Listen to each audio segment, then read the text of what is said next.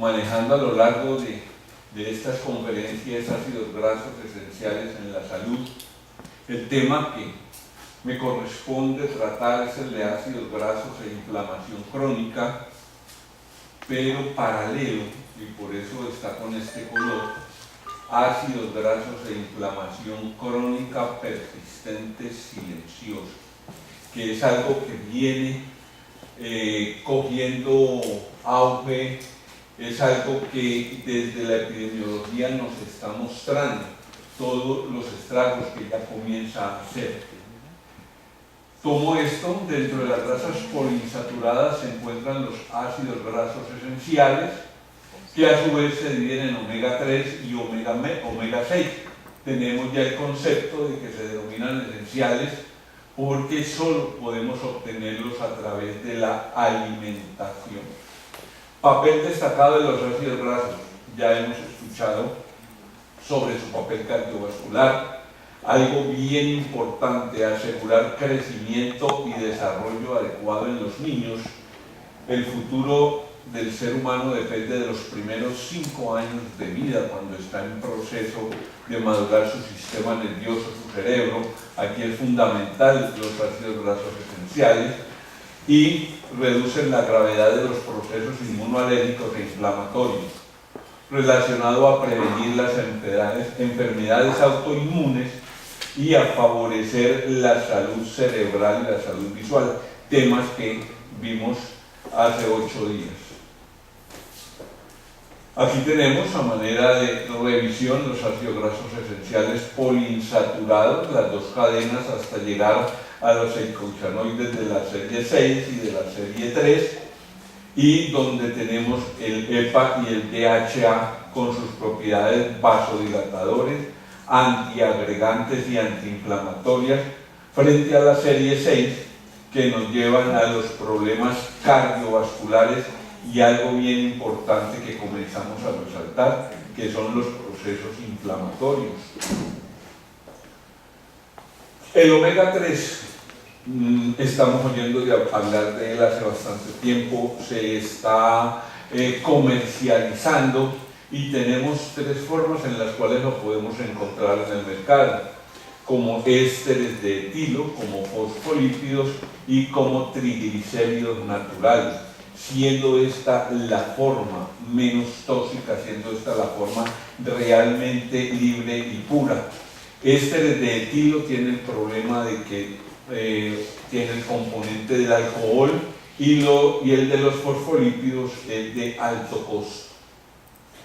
El omega 3 de cadena corta no nos da los resultados como los de cadena larga y son fundamentalmente los de las plantas, y el omega 3 de cadena larga es el que es extraído de los peces, como los que tenemos aquí, fundamentalmente el salmón, que son los que nos van a permitir tener el mejor uso de los ácidos esenciales que tenemos. Dentro de los omegas en el mercado, entonces, tenemos el omega 3 grado farmacéutico con el 60% de EPA, el 20% de DHA, que es el más concentrado que encontramos en el mercado. Sus características: ultra refinado, molecularmente destilado y libre de los contaminantes como los metales pesados. Tenemos aquí la lista: cadmio, plomo, mercurio, dioxinas, furanos, arsénico, entre otros. Y además tiene el sello de garantía de IFOS con 5 estrellas, que es lo que nos da una garantía de pureza como omega 3. Traje esta diapositiva como un resumen del proceso de fabricación desde la pesca. Aquí está toda la forma en que se va llegando, y donde en esta fase 1 se llega a obtener el omega 3 de bajo rango. Se entra a la fase 2, donde encontramos el grado farmacéutico de ésteres de etilo, y finalmente entramos a la fase 3, que es donde tenemos el omega 3 grado farmacéutico, que es el de mayor confianza, donde tenemos un tercer nivel de refinación sobre los de ésteres de etilo, y donde a través de la destilación con un control de calidad vamos a tener la garantía del producto. Teniendo ya en conciencia la bondad, la necesidad y para lo que lo necesitamos como ácidos de cadena larga, ácidos esenciales, vamos entrando un poquito a la parte clínica. Signos y síntomas de tener en cuenta: fatiga crónica, fallas en la memoria, pérdida del cabello, depresión, ansiedad, cambios en el estado de ánimo, sistema inmune débil, piel seca, uñas frágiles, dermatitis alérgica, cardiopatías y alteraciones circulatorias. Y miren ustedes que estos signos y síntomas que estamos viendo ya nos muestran que se trata de procesos crónicos. Tomemos las palabras del doctor Barricías, La dieta de la zona, persona estudiosa en profundidad. Él habla de la inflamación silenciosa. Me permito invitarlos a que miremos lo que el doctor Barricías nos dice. La inflamación silenciosa no puede sentirse. Y en los estilos de hábito norteamericanos, mexicanos, él ha trabajado fundamentalmente acá, pero esto es extrapolable a toda Latinoamérica, están conduciendo al incremento de este tipo de inflamación crónica silenciosa. Es la primera muestra de que tu cuerpo está fuera de balance. Entonces nosotros somos una unidad como persona, como ser, y que debemos tener una armonía. La inflamación crónica está mostrándonos que se está perdiendo el balance y que desde allí vamos a encontrar la base para las enfermedades crónico-degenerativas como el cáncer, la diabetes, la artritis. No las sentimos, por eso se le llama silenciosa y va a afectar todos nuestros órganos. Es un proceso insidioso y representa una gran amenaza a nuestra salud. Y cuando hablamos de nuestra salud, pensemos en que no es solamente la salud personal, porque nosotros estamos en una familia y eso va a involucrar la salud de la familia y estamos en un contexto social, estamos en una comunidad que también se va a ver afectada. Entonces entramos al tema central que quería compartir con ustedes, que es el paciente crónico. Desde recién terminé la medicina me llamó la atención el paciente crónico. ¿Por qué? Porque el paciente crónico es el paciente más desprotegido que hay. El paciente crónico, tenga dinero, no tenga dinero, tenga EPS, no tenga EPS, no importa el estrato, el paciente crónico tiene una forma de comportarse y es buscar la atención médica, buscar la atención de su salud cuando está sintomático, por dolor o por miedo o por susto. Cuando pasan estas señas, el paciente deja de controlarse, deja de seguir su sistema de vida. Yo llamaría entonces que este paciente crónico lo comencemos a mirar como una persona con situaciones crónicas de salud. Y aquí estamos comenzando a virar un poco ese enfoque de enfermedad hacia salud, que es lo que en este momento estamos llevando en las universidades, en que el médico no solamente se enfoque como enfermedad, sino que también comience a mirar que hay situaciones crónicas de salud que están alterando su paciente. ¿Cómo manejar el paciente crónico? El paciente crónico lo podemos manejar a través de estas tres etapas: estudio, diagnóstico y manejo. Estudio, fundamentalmente una historia clínica, y sobre esto no nos cansamos de insistir. El éxito profesional, el éxito del médico, más que como profesional, considerando la medicina no una profesión sino un arte, está en el hecho de desarrollar una historia clínica en su totalidad, en su profundidad, apoyado en toda la tecnología, poder llegar a un diagnóstico, saber exactamente de qué se trata y desde este diagnóstico y desde la medicina biológica, saber que hay algo que nos está generando precisamente el problema diagnóstico y que desde la medicina biológica hay que entrar a mirar en él. Y luego ya entrar al manejo teniendo ese diagnóstico. Nosotros no podemos dejar que una persona simplemente transite por la vida sin tener un diagnóstico, simplemente con base en un manejo sintomático. ¿Cómo hacemos el manejo desde la medicina biológica? Con la pirámide de la vida. ¿Qué nos dice esta pirámide de la vida? Son estos 4 elementos, siendo el piso la base de la pirámide de la vida, el ejercicio físico. El ejercicio físico que bien puede ser el del gimnasio, pero, bueno, esa palabra pero no debería existir. El ejercicio físico fundamental es caminar 1 hora al día, en promedio, 6 de los 7 días de la semana. Ropa cómoda, zapatillas cómodas y caminar a buen paso. Y este ejercicio físico, caminar esa hora, tiene 2 o 3 requisitos claves. Miren, 1, hay que coger todos los pensamientos buenos, regulares y malucos y dejarlos en la puerta de la casa. Y salir en esa hora a dedicármela, a hacer un recorrido, un escáner, un barrido de mi cuero cabelludo a los dedos de los pies, donde mentalmente yo voy recorriendo todas mis estructuras y mentalmente me voy diciendo, hola, ¿cómo estás de bien? ¿Cómo estás de chévere? Esas cachetaditas. Y lo que tengo va a salir. Me voy a recuperar. Los 3 pasos. Recuperar, sanar y conservar.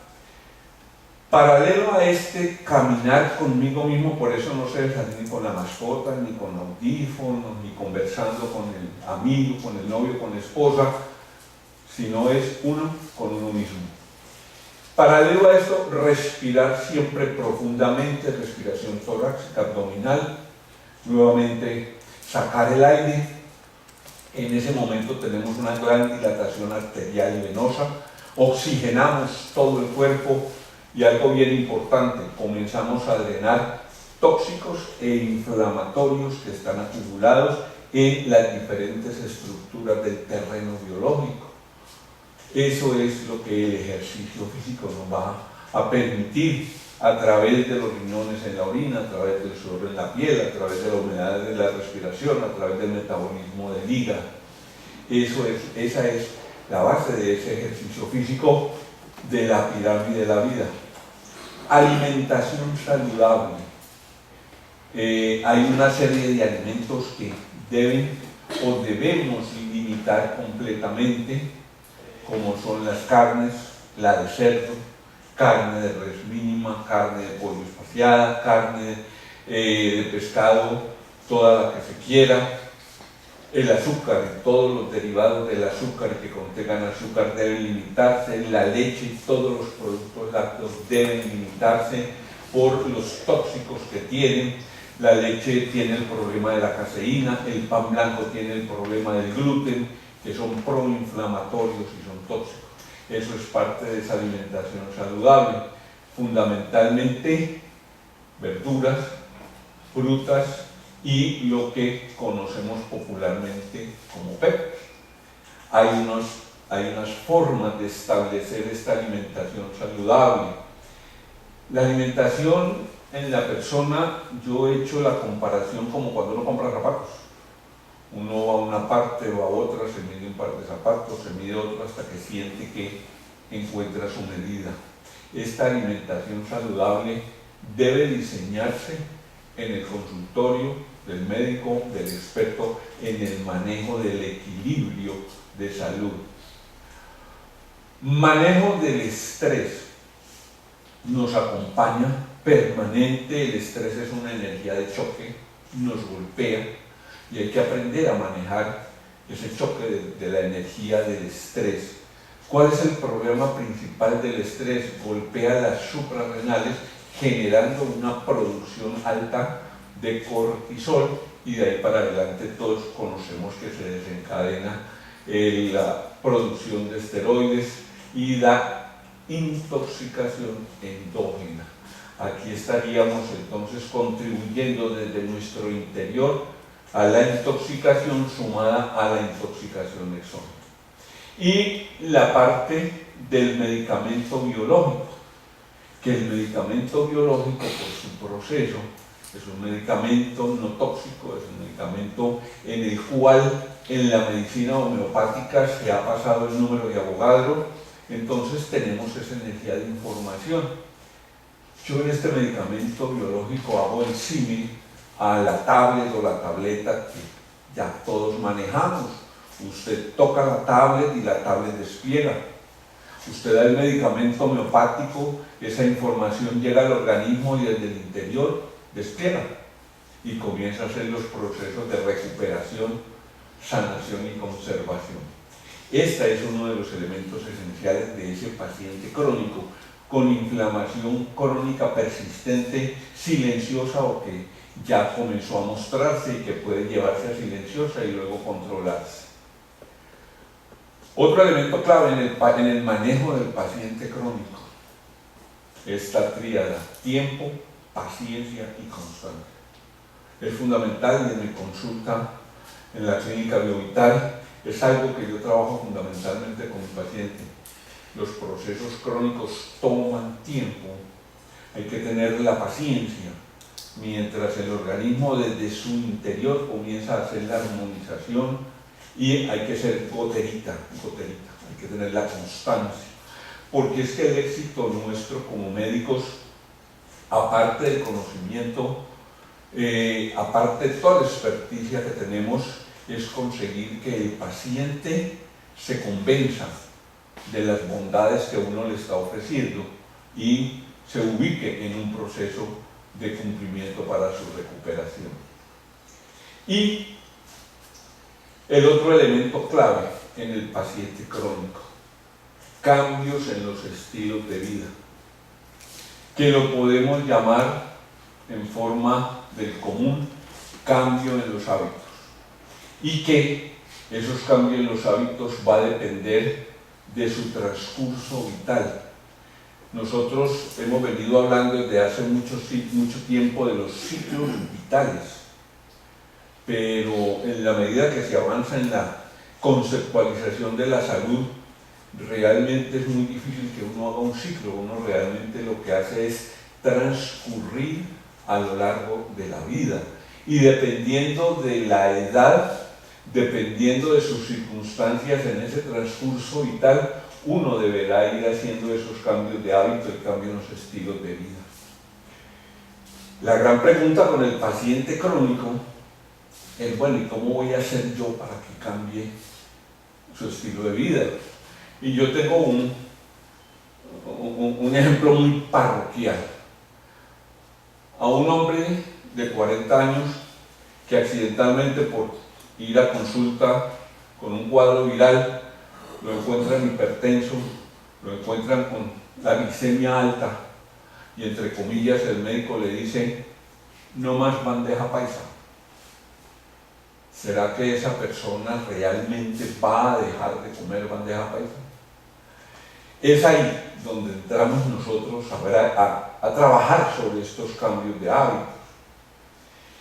Y entonces, a lo largo de esta experiencia de pacientes crónicos y de mirar, observar y conversar con ellos, y a lo largo de este proceso académico, hay 5 pasos que la mente humana debe recorrer para poder hacer un verdadero cambio de hábito, y que llevado a un lenguaje técnico académico lo podemos ver al frente.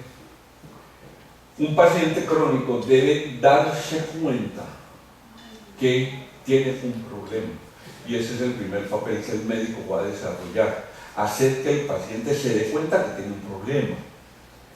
Luego viene un segundo paso, que es conocer a través de la prensa, la radio, las conferencias, las charlas, Mr. Google, el paciente va conociendo sobre lo que lo aqueja, sobre lo que le está ocurriendo.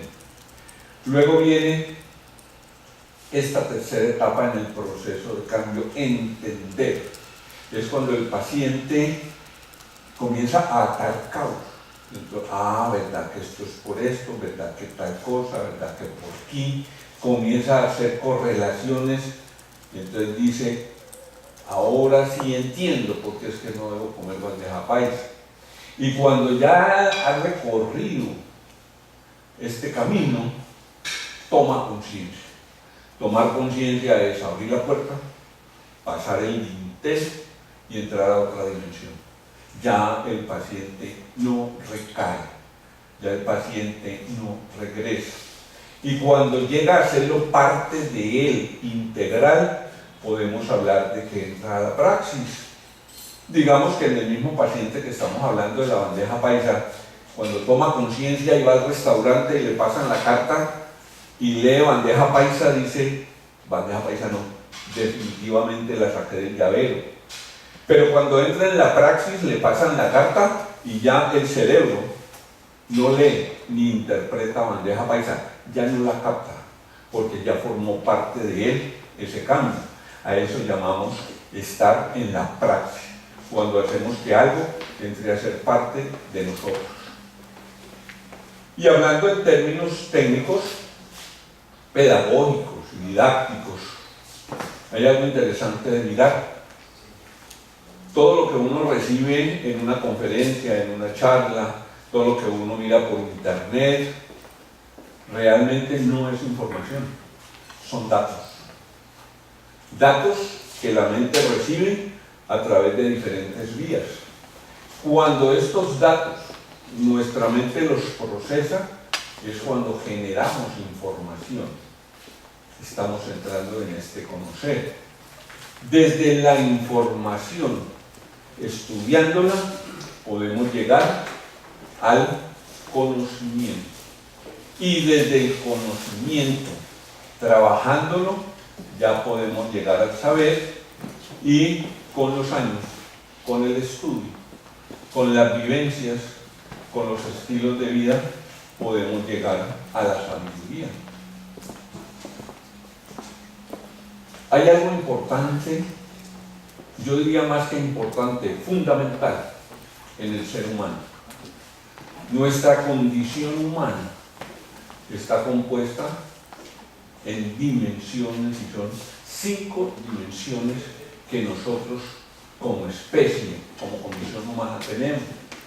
Esas 5 dimensiones del ser humano son la dimensión biológica, toda la parte nuestra, orgánica, biológica, material. La dimensión psicológica, lo que corresponde a la mente, al pensamiento. La dimensión cultural, que corresponde a principios, valores, costumbres, hábitos, formas de ser, y que fueron definidos y grabados en nuestro cerebro los primeros 5 años de vida. Pasados los 5 años de vida se completa la madurez del sistema nervioso, cierra, y lo grabado está grabado. Tuve, yo diría la fortuna, la experiencia de trabajar con drogadictos y alcohólicos 20 años en Fundar del Valle, nivel 3, y eso me permitió aproximarme mucho a esa condición humana y a este aspecto de principios, valores, costumbres. Y nosotros decíamos algo, el adulto le empaca la maleta de viaje al niño de toda la vida en los primeros 5 años de vida. Fundamental dentro de estas dimensiones del ser humano, esta cultural, la dimensión social, el entorno, la relación con los otros seres humanos, la relación con las mascotas, con las plantas, con el agua, con el manejo de basuras, con el planeta. Todo esto es lo que nos conforma esta dimensión social. Y la dimensión trascendente, que es la dimensión de las creencias, en qué creo yo.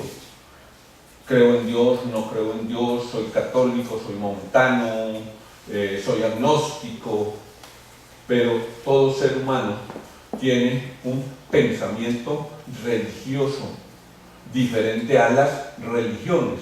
Pensamiento religioso porque como condición humana muy difícil nos podemos contestar las tres preguntas que debate el ser humano desde que lo es: ¿quiénes somos? ¿De dónde venimos? ¿Y hacia dónde vamos? Eso nos genera, el pensamiento religioso nos genera la dimensión trascendente, la dimensión de la espiritualidad. ¿Cómo funciona esto? Un ejemplo muy sencillo. Una señora de 38, 40 años comienza a aumentar de peso hasta la obesidad, comienza a presentar problemas de presión alta, su hipertensión, comienza a presentar glicemia alta, va donde el médico, no reacciona. De pronto la señora le dice al médico: doctor, es que a mí no se me quita el hambre. Cuando el médico oye eso, y estamos en la dimensión biológica, hace los estudios correspondientes. ¿Qué ocurrió? Bloqueó la hormona de la saciedad, que no se le quita el hambre. Entonces no ha habido forma de controlarla. Cuando entramos a mirar en la dimensión psicológica, ¿qué se encuentra el médico? El médico acucioso que mira integralmente a su paciente.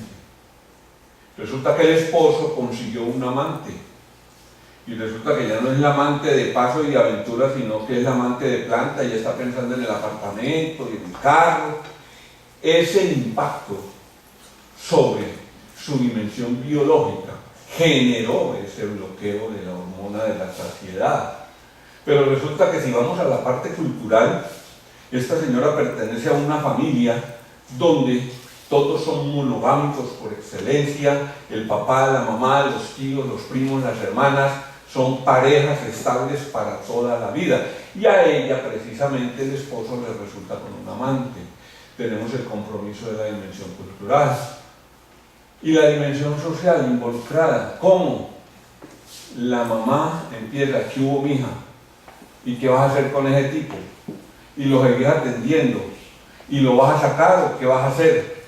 Y entonces las amigas, por el teléfono, por el celular: ve, mira, ya vimos a tu marido con la amante en el restaurante donde te llevaba. Entonces mira cómo hay un compromiso social. Y el compromiso trascendente es una mujer de odios y rencores, de las que dice: mastico pero no trago. Entonces mire usted la complejidad de un paciente con una situación de salud crónica donde tiene el compromiso de estas cinco dimensiones que están conectadas en red, y que sencillamente, si usted toca una de estas chévere, las demás vibran chévere.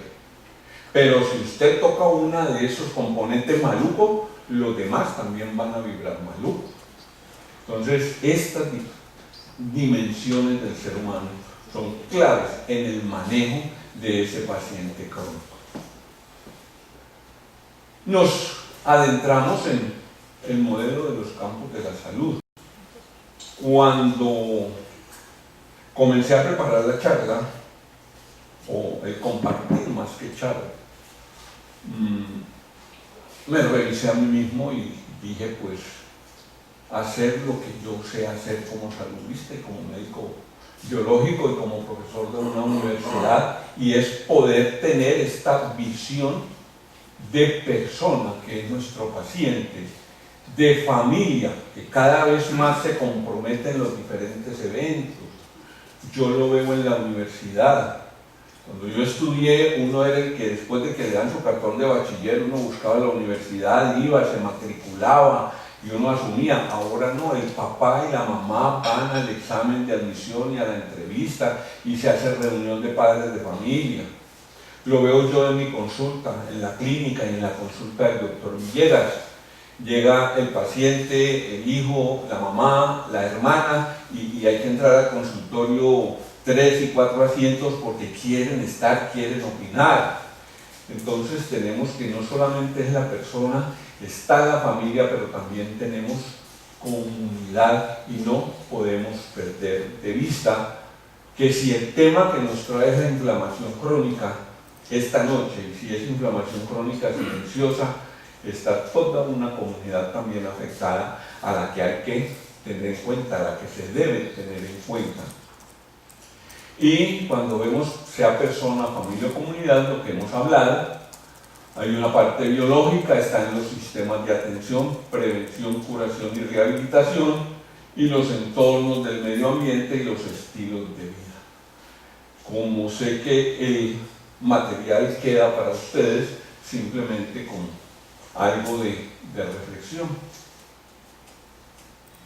Y algo bien importante, y de pronto aquí vuelvo a retomar la parte del omega 3, es cómo hacer para que las personas asuman su papel de responsabilidad de la salud. ¿Qué está haciendo la OPS? Trabajando el marketing social. Es decir, las técnicas de mercadeo para productos se están empezando a utilizar para que las personas tengan en su conciencia el cuidar de ellas.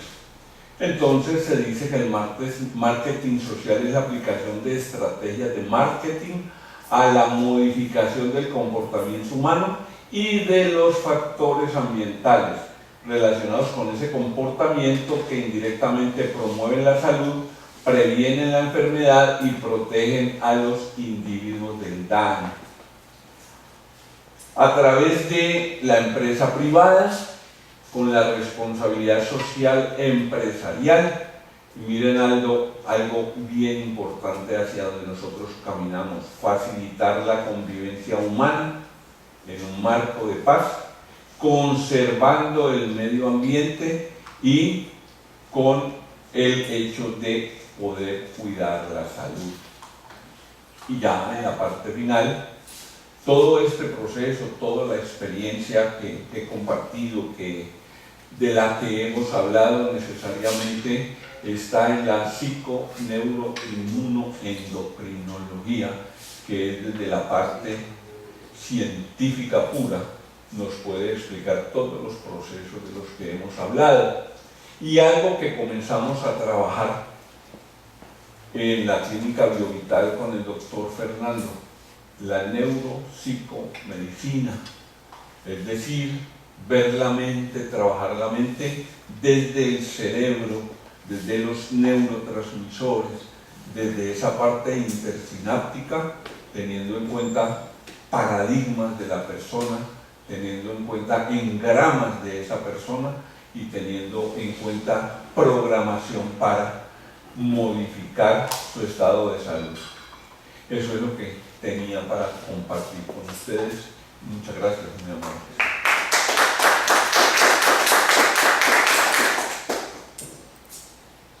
Doctor, ¿cómo le ha ido en su experiencia como médico y profesor?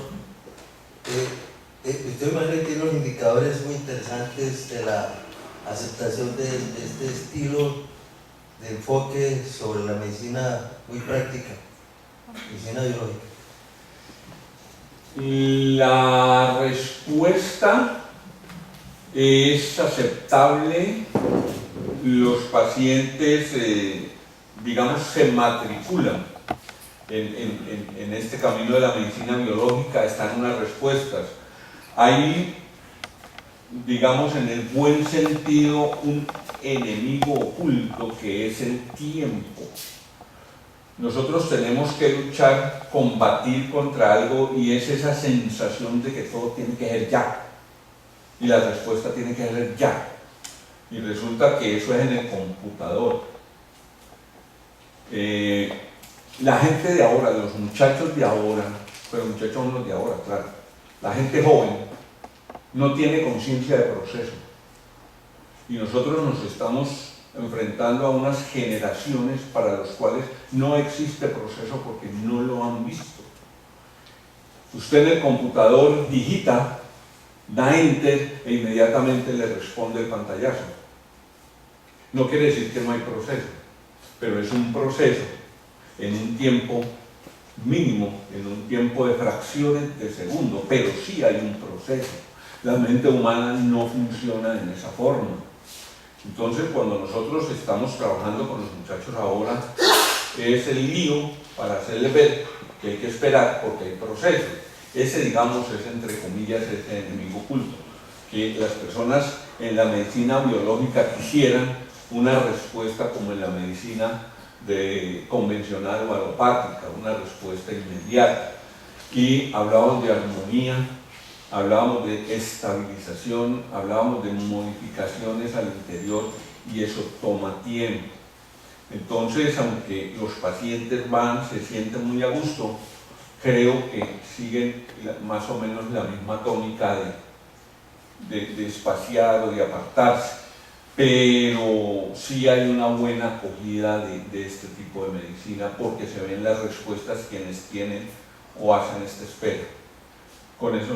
No, yo quiero pues de pronto complementarle con otra pregunta. ¿Hasta qué punto esta relación con los pacientes le genera una mayor dependencia a los pacientes con respecto al médico? Porque si el mismo proceso es más lento, de pronto hay más dependencia psicológica. El que el paciente establezca la dependencia, en cierta forma, va a depender del médico como establezca esa relación. Es decir, uno da de lo que tiene. Si usted me hace una pregunta difícil, concreta, porque toca con la condición humana. Si en mi condición humana es la de proteger, cuidar, tener estilo cuando existían las gallinas de campo, porque ya son de galpón, hay riesgo de que yo permita que el paciente establezca dependencia. Pero si yo estoy claro en mi proceso, y voy a usar la palabra que está en este momento en boga, que es el ser coaching. Yo soy coaching de mi paciente, yo lo entreno para que aprenda a manejar el estrés, y en la medida que él se entrena, va asumiendo sus propias responsabilidades. Lo viví con mis hijas, porque ya ellas son adultas, pero fue esa la sensación, ¿no? Bueno, usted asuma, venga, yo le sirvo apoyo, pero asuma. Entonces creo que es muy válida su pregunta. Yo miraría que en gran parte esa dependencia va a depender de la persona que esté haciendo el proceso. Nosotros, usted en su experiencia, quiere comentarnos algo. Yo creo que dentro de la medicina biológica, el cambio de estilo de vida, por lo menos en la parte pediátrica, en la cual llevamos unos 35 años, he visto realmente muy buena respuesta, sobre todo de las madres, que se dan cuenta cómo su hijo cambia su enfermedad, su evolución de su enfermedad, tomando ese tipo de acciones, no solo de dar un medicamento. Y en esto es muy importante. Tú nombrabas de un medicamento biológico puntual, pero eso es lo último, quizás el que te da el toque o la firma, por así decirlo, de un médico. Pero lo que estaba en esa pirámide básica, yo creo que es lo fundamental. Y por ejemplo, para un caso, digamos, pediátrico, asma. El cambio de estilo de vida, de alimentación, de nutrición, y en eso hablaremos dentro de 8 días, el uso o no de omega 3 va a prevenir la severidad de inflamación de ese paciente asmático. ¿Qué tanto le creen a uno las madres para que haya ese cambio de actitud? Realmente, al principio, como les decía, es difícil. Muchas veces creen, no, esos medicamentos no sirven, están diciendo que la leche no sirve. Si a nosotros nos indicaron siempre que era un alimento, pues bien, créanme que en mis primeros años, lo de la caseína, en primer lugar, yo como médico no lo sabía.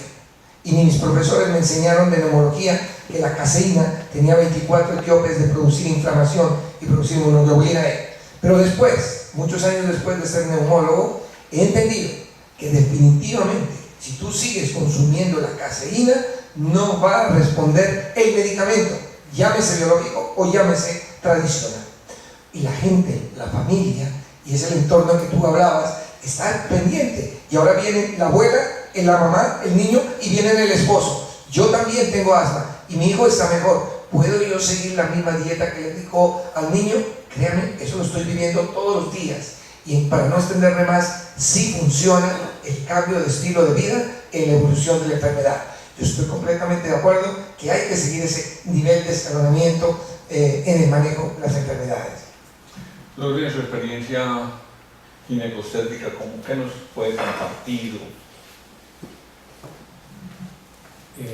¿Qué diría? La experiencia es que el mensaje que tiene la medicina biológica no es de la medicación. El gran fuerte, yo creo que es por lo que el paciente va y siente la diferencia, es porque un buen médico biológico tiene que hacer énfasis en esa base de la pirámide. Si no hace nada y le formula un medicamento biológico o un alopático, no estamos siguiendo haciendo la misma medicina que se está haciendo todavía preponderantemente. Entonces el énfasis tiene que ser ahí.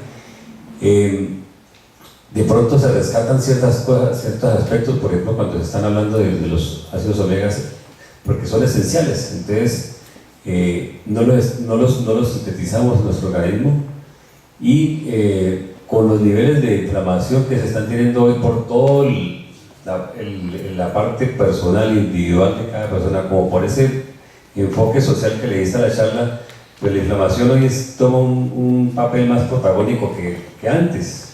Y entonces la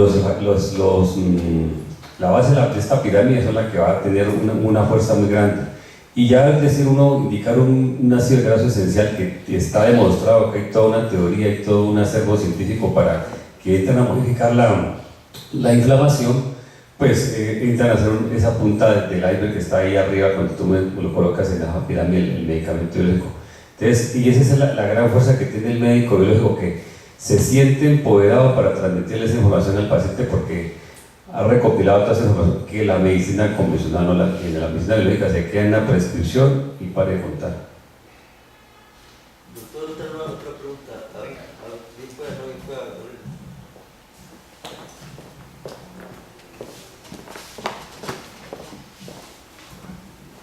Buenas noches, gracias doctor por lo de la charla. Pues no sé si la pregunta solamente me la puede responder usted o sus colegas. Que en el caso del omega 3 y 6, ustedes me hablan del pescado, y entonces cuando los peces, pues que lo comen, yo pienso en el Pacífico, yo pienso en Buenaventura, o yo pienso en el Boca Chico, pero ustedes me responden no, que en Mediterráneo. El médico anterior hablaba, no, el pez entre más pequeño, pero si uno va, quiere un pargo rojo con bastante salsa, entonces no sé si ese también tiene omega 3 o no, o sea, ¿por qué Mediterráneo? Si aquí en el Pacífico, aquí tenemos peces.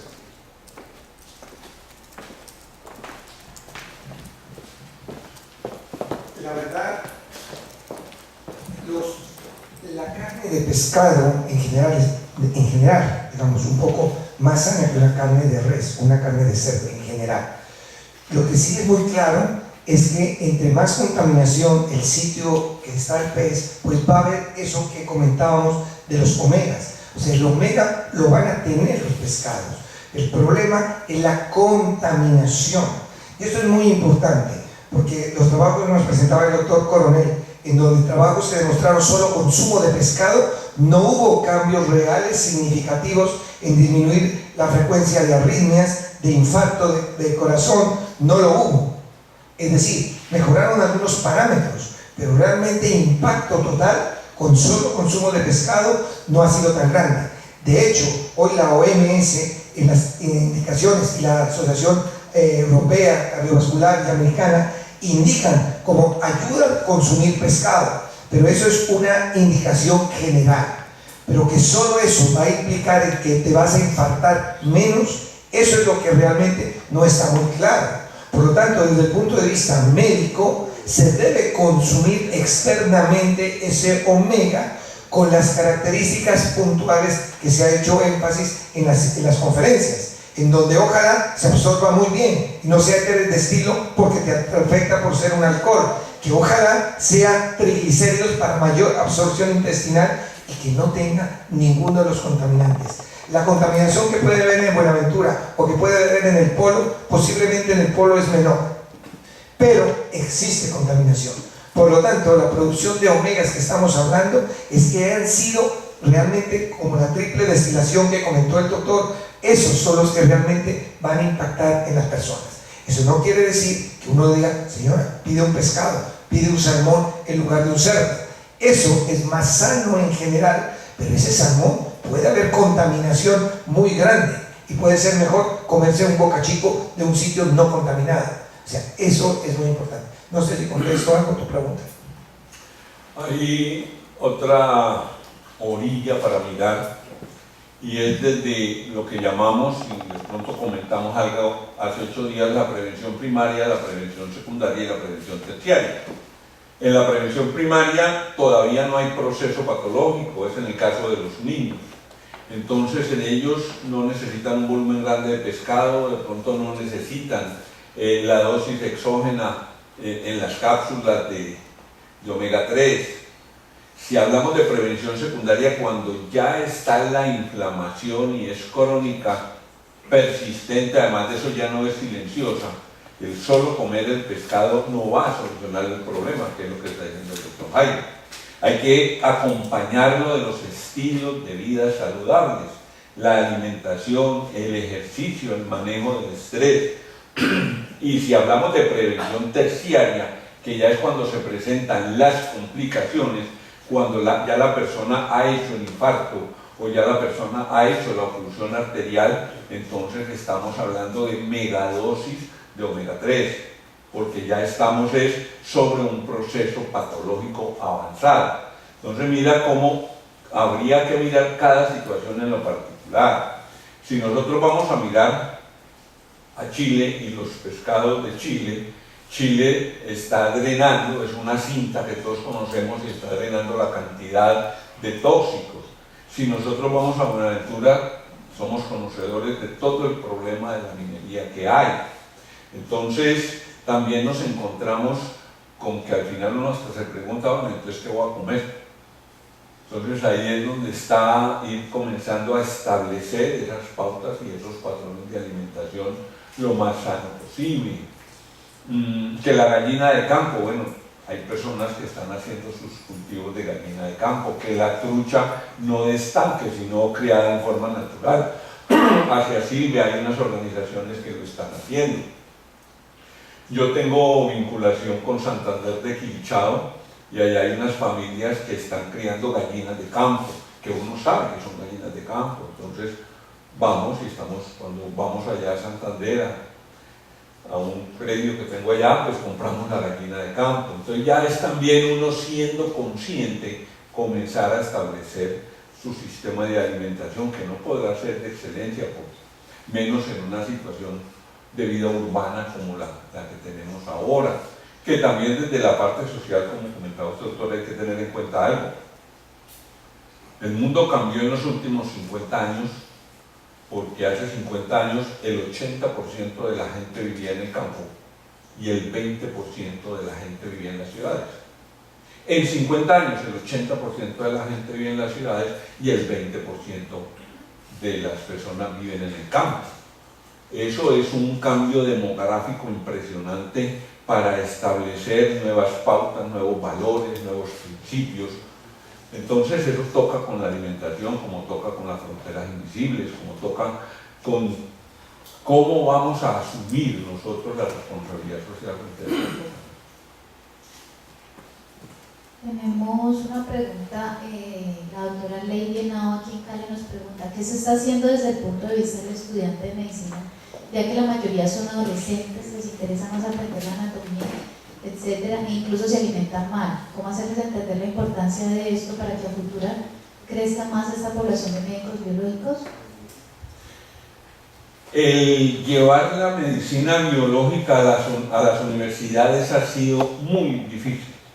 Es decir, ha habido un casi bloqueo, pero ya se está llevando en conciencia a los estudiantes y ya no solamente están apareciendo los diplomados, sino que están apareciendo las selectivas de profundización y los docentes estamos trabajando con ellos. La parte de adolescentes es un mundo que está llegándonos en este momento. Les comentaba, yo llevo en la Libre 35 años, ya voy para la 4ª generación. Yo recuerdo mis estudiantes de hace 35 años que ya tienen nietos su forma de ser, su actitud, su interés, todo era tan diferente al joven de ahora. ¿Qué se está haciendo? Pues como mirando a ver cómo es que son, para podernos entender con ellos y dejar los principios básicos. Un ejemplo muy sencillo, no ni tan sencillo. Cuando yo entré a la universidad como profesor, todo era con papel y escrito. Y la penúltima clase que dicté fue completamente electrónica. Por correo electrónico le mandé los temas, fueron a examen con unas reglas de juego, sacaron el computador, la tablet, les proyecté el examen, lo contestaron y me lo mandaron por correo. No se movió una hoja de papel. Es otro mundo. ¿Qué se está haciendo? Yo le puedo decir a mi colega que sí estamos haciendo. Lo que pasa es que yo lo digo con todo el respeto. Los muchachos de ahora son otra cosa, definitivamente. Entonces hay que adecuarnos, o debemos adecuarnos a lo que son lo que es la juventud actual. Es una preguntita un poquito comercial. Con toda la putrefacción que hay ahora en el comercio, ¿ya? Que la gente todo es dinero, y nos hemos dado cuenta como médicos, la falsificación, los comerciantes se vean que es el boom, inmediatamente lo falsifican. Yo veo en las farmacias, en las tiendas, todo el mundo omegas y omegas y omegas, y tarros brillantes, azules, colores. ¿Cómo garantiza un médico para formular y un paciente para que quiera lo que realmente uno quiere darles? Hablando de omegas. Por una parte, por el costo. Cuando a uno le dicen lleve un frasco y le regalamos 3, ya uno comienza a tener duda. Por otra parte, hay laboratorios que tienen certificaciones específicas, como en el caso del omega 3 de grado farmacéutico, donde tiene toda su certificación de calidad y de estar libre de todos estos contaminantes, que el costo es un poco mayor, sí, y ahí está en parte la garantía.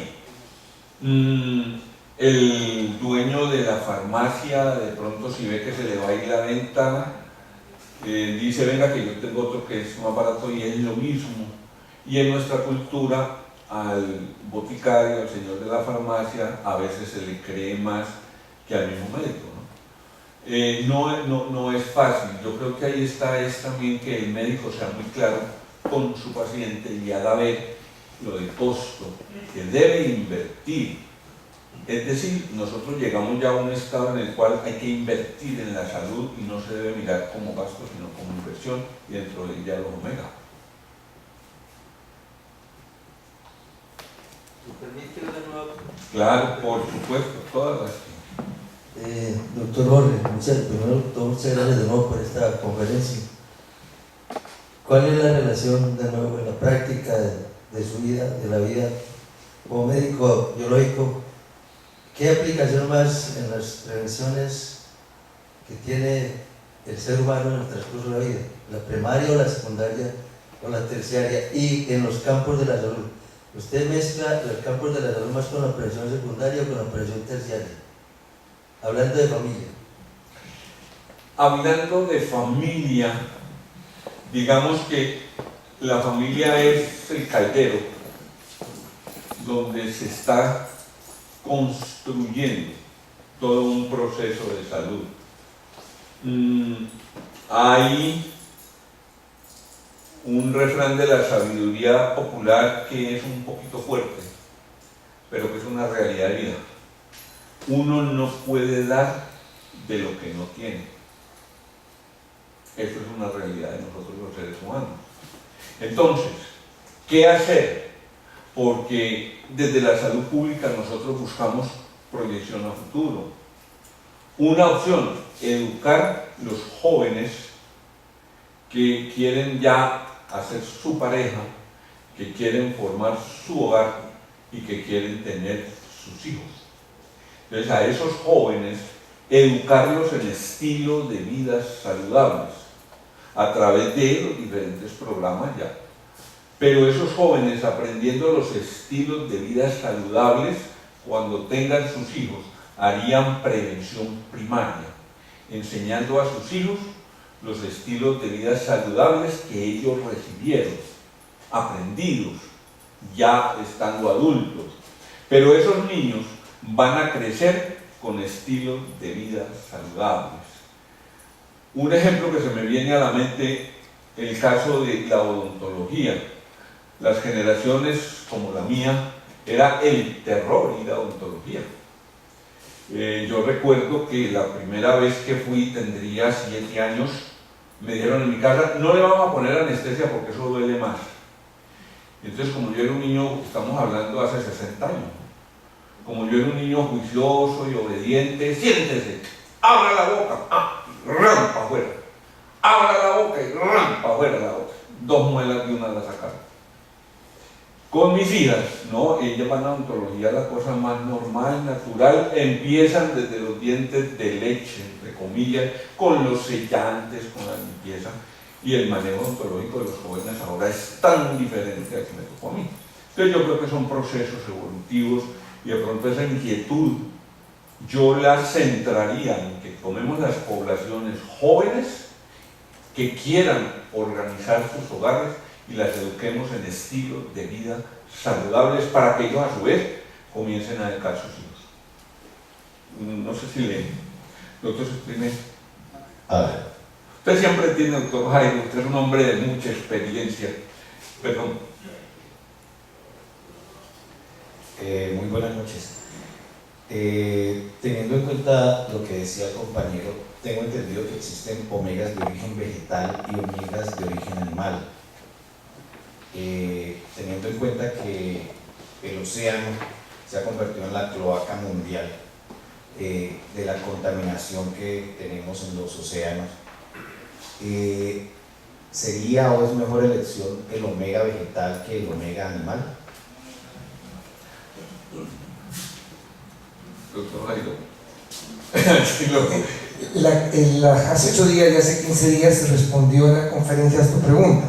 Realmente el doctor Coronel comentaba qué ha pasado con el efecto de los omegas 3 de origen vegetal, por ejemplo de linaza. ¿Qué pasa? No tienen el efecto real a nivel cardiovascular. En ningún trabajo se pudo demostrar disminución de la producción de infartos utilizando omega 3 de esto. ¿Esto qué quiere decir? Que realmente el tipo de omega 3 de EPA específicamente y de DHA no es el que se forma de origen vegetal, es muy puntual de origen animal. Eso es muy claro para efectos reales. Entonces, los estudios que hay muy serios al respecto dicen que indudablemente es mejor el omega 3 de origen animal. Esto es muy claro. Entonces, el hecho de estar diciendo solo aceite de girasol, aceite de esto, es mejor que evitar grasas trans, que son más tóxicas.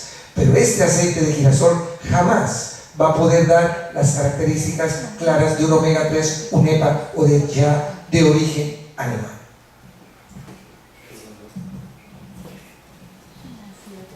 Sí, a nivel oftalmológico hablamos la semana pasada que hay varios estudios, no solamente a nivel en ratas, sino estudios clínicos, donde definitivamente, especialmente para ojo seco, han sido tratados con omega 3 de origen vegetal, no tenían ni el 30% de la respuesta clínica comparados con omega 3 de origen animal.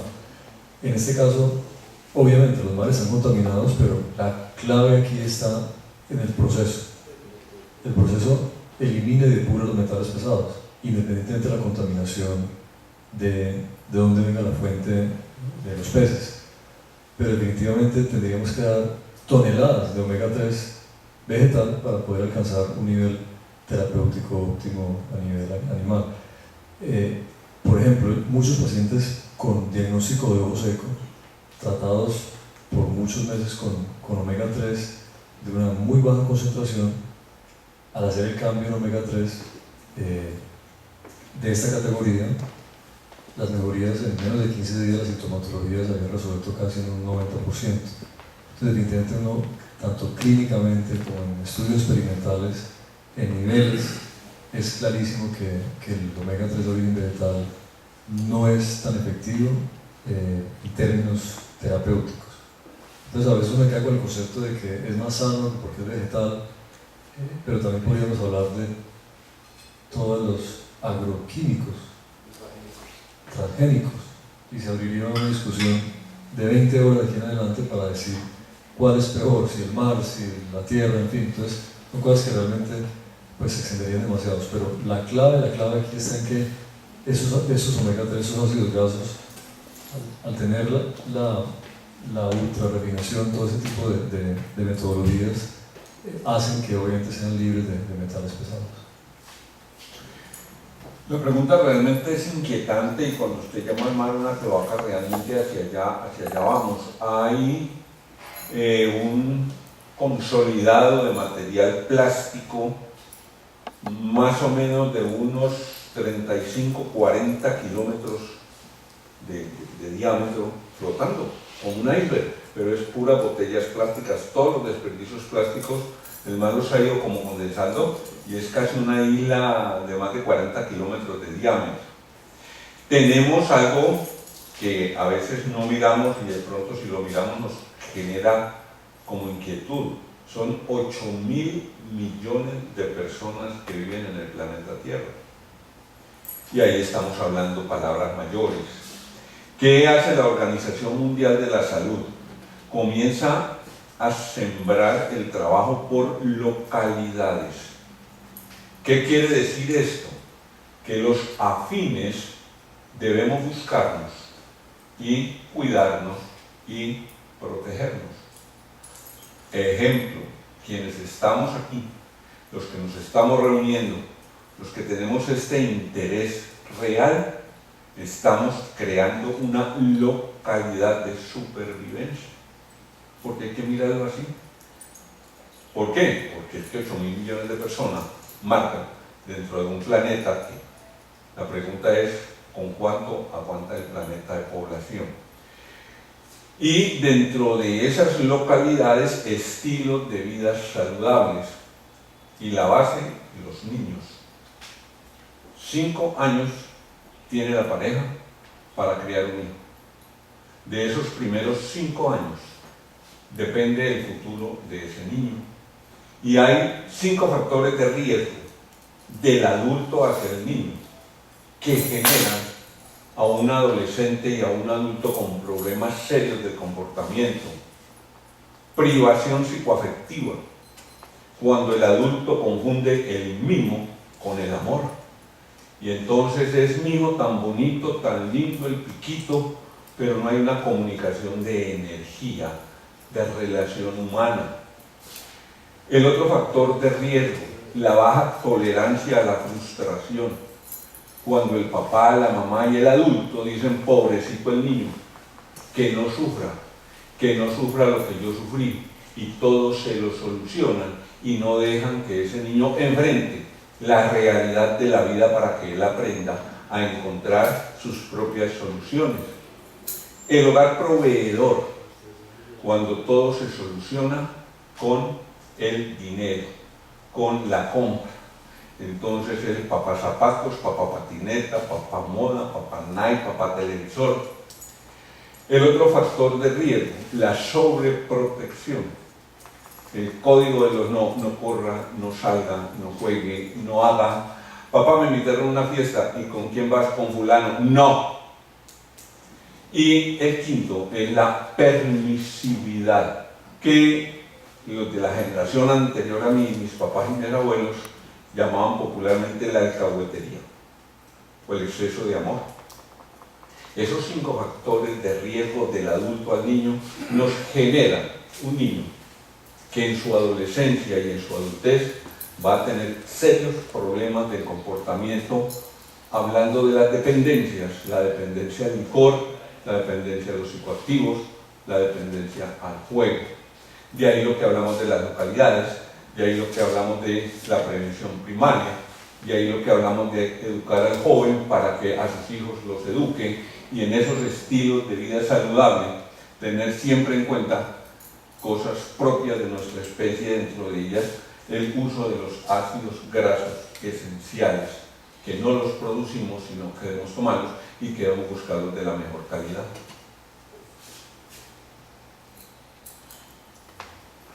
¿Alguna otra pregunta? Han sido muy amables. Muchas gracias por